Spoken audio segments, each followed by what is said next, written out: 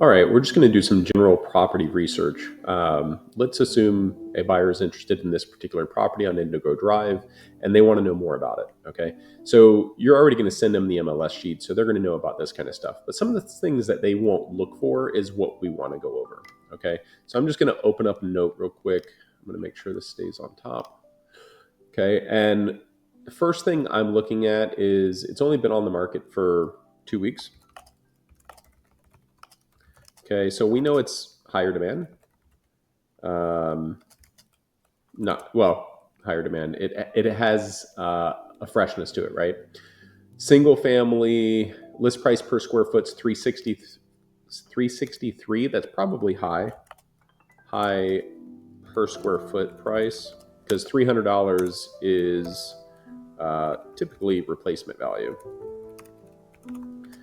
All right, and that's what you can use to kind of gauge a high price right off the get-go. Okay, we know the association fees $140. Again, they have this stuff, but we just kind of want to go over it with with a fine-tooth comb because we're doing research on it, right?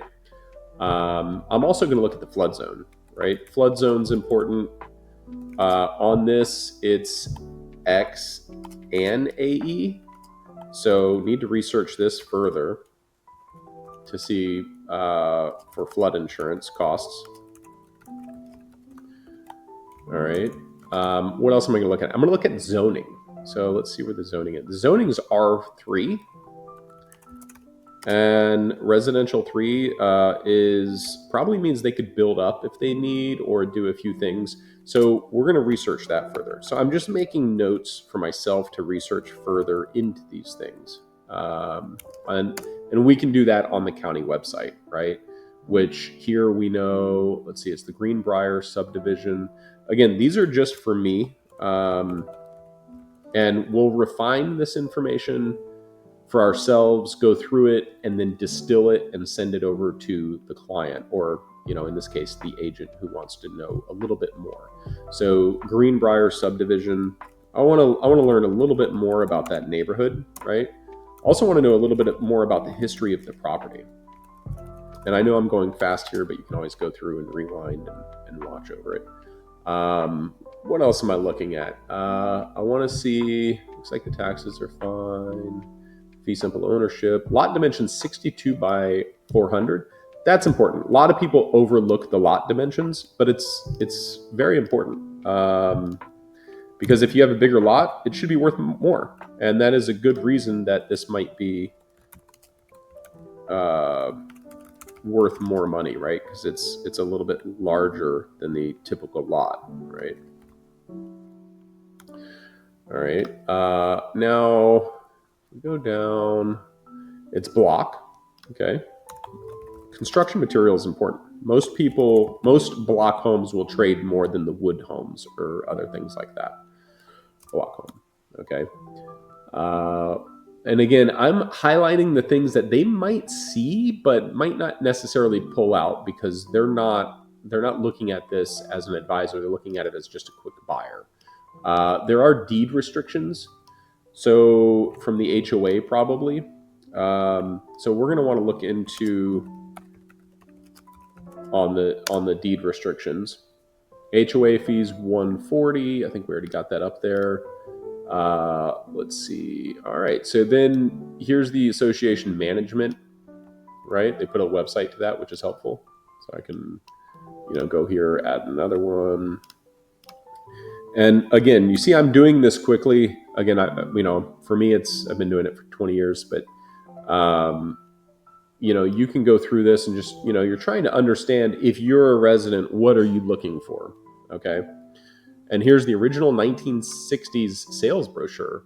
Kind of cool, right? You might be able to include this in the research, right? Because here's the floor plans, all right? So this is a cool thing to have, right? So, I would put that in there. Greenbrier subdivision. Here's the original brochure. Here's the association management website. Okay. Again, I'm going through it just to try to understand some more information. Here's one just for the realtor. Okay. Here's deed restrictions, current bylaws. This is great to have, right? I'm going to go through here. I'm going to find out, okay, what unit is this property? Because it looks like it has a unit number.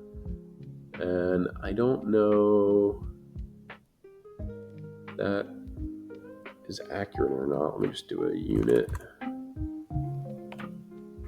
Unit 5. Okay, so I can see unit 5 here on the legal description. I can go in here and now guess what? Uploaded 4 years ago is the deed restrictions. Okay. Now I can quickly go over there, go through that, and find out a little bit more. So I'm going to add that on there. Okay.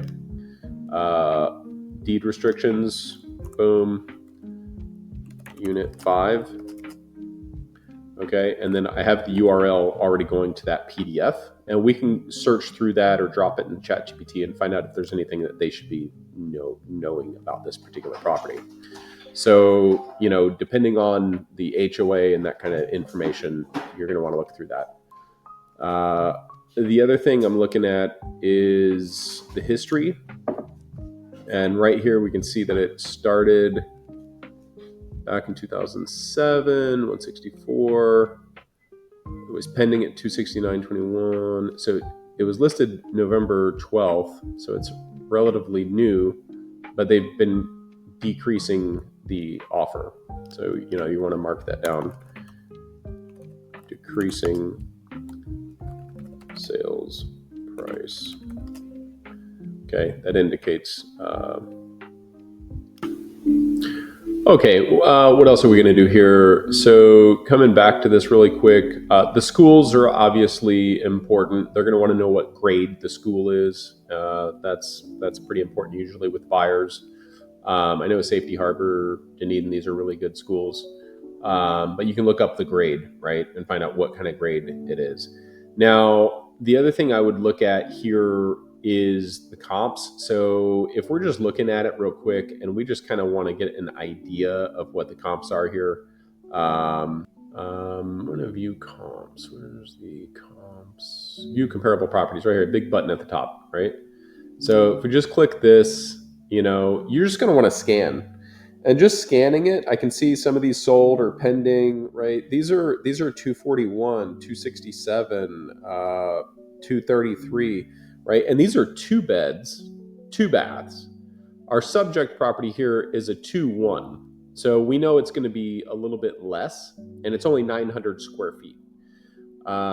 So, you could go in and you can copy this and get an average of the square footage if you wanted to in Google Sheet to get an idea where she's at.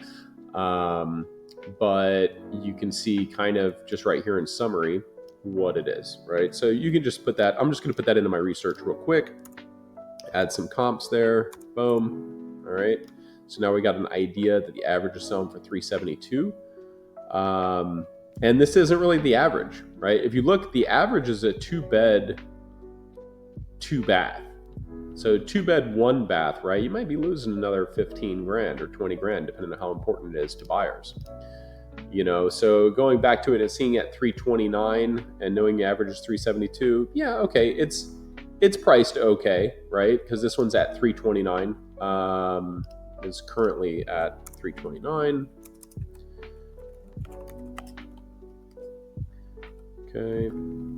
Okay. Now, the other thing, and this is the most, important part here, is you're going to want to start running data around the area. So first, you got some of these, different kinds of reports here you can use. Realist is going to give you kind of an idea of the tax record to see if there's anything that we might have missed. Again, we're going through it quick. We've only been working on this for 10 minutes now, not even. And we're just kind of, scooting through this to see what kind of research we can pull out of this. Okay. The trend is going up, 445. So we're pretty good in terms of value. Let's see. We got the R3 designation, which we're going to look into here in a minute. It is homesteaded, so the person lives on site and is wanting to get out of there. Okay. 47% improved. We're going to want to check the permits, right? So check permits. All right. And that means that it's not 100% approved, which is fine, but there might be some things out there that isn't showing yet. Because right now we only have 904 square feet heated, and we've got 1,300 around the area. So that would be covered patios and that kind of stuff. But let's see, you got a good depth, 114 foot of depth, so that's good. So, rental trends, $2,100 a month. Okay. So we'll say $2,100 a month is the average. Okay, for a house, but that could be a 2-bed, 2-bath. All right. Again, sold in 2021. So if this one sold in 2021, oh no, these are different properties, I think. 418, 269. Yeah, sold 269. Again, I'm just kind of extracting the information. You still need to disseminate and distill the data. In 2021. Okay, that's important because you can see, this was just a few years ago, right? Has it gone up this much, right? I don't know. So, all right. So we've gone through some of this stuff. We can see the mortgage here. It looks like we've got a resale, release of PIN. Oh, okay. So here's something. Okay, no, that was a while back, 2007. All right. So skipping this. All right. Now what we're going to do is we're going to do some quick Google searches. All right. Because now I want to check out the area. All right. I'm looking in to see what kind of lifestyle is this going to give a buyer. Do they want it? They're right here next to Jerry Lake. Is there any potential for flooding? I mean, we can see that the water line's pretty close to the house. Looking at this, I see a little bit of a diagonal on the fence. I would check the survey, make sure they get a survey. That's going to be a given. It's going to be done anyway. So I'm just backing out slowly. I want to see where this is at. So this is in the Countryside Mall area. Okay. Countryside Mall area. Everybody knows where the Countryside Mall is in Clearwater. Okay. You have access to a lot of shopping. Okay. Which is great. But now, we don't have to look at comps. All right. Again, we're just doing some general research on the neighborhood. So if this is technically Clearwater, I guess. I would say,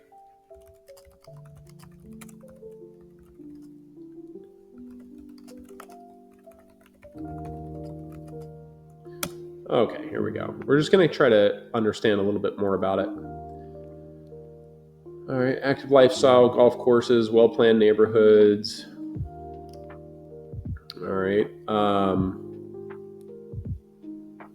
Okay, so I can put this in here. All right.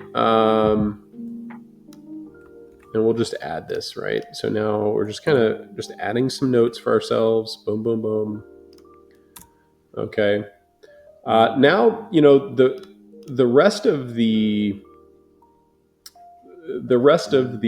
research is going to be going into checking the zoning, right?